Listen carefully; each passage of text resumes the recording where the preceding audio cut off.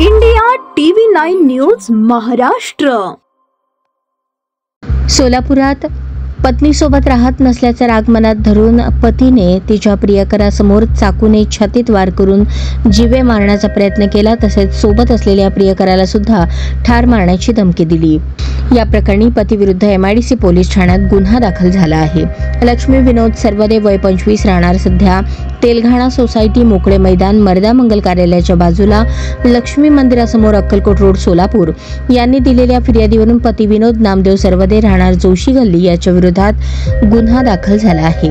फिर्यादी व फिर्यादीचा प्रियकर मनोज चौगुले असे दोघे जण मंगळवारी 29 एप्रिल रोजी पहाटे 2:30च्या सुमारास MIDC मधील अनंत तारा लॉन शेजारील चौकात रिक्षाची वाट पाहत थांबले असता फिर्यादीचा पती यातील आरोपित याने त्यांच्या बुलेट मोटरसायकलवरून त्या ठिकाणी येऊन तुझ्याशी 2 गोष्टी बोलायच्या आहेत असे फिर्यादीस सांगून फिर्यादीला बाजूला घेऊन तू माझ्यासोबत राहणार नशील तर मी तुला कोणासोबतच राहू देणार नाही, आता मी तुला संपवतो असे म्हणून त्याच्या जवळील चाकू काढून फिर्यादीच्या छातीत 2 वेळा खुपसून डाव्या हातावर वार करून जीवे ठार मारण्याच्या उद्देशाने फिर्यादीस गंभीर जखमी केले।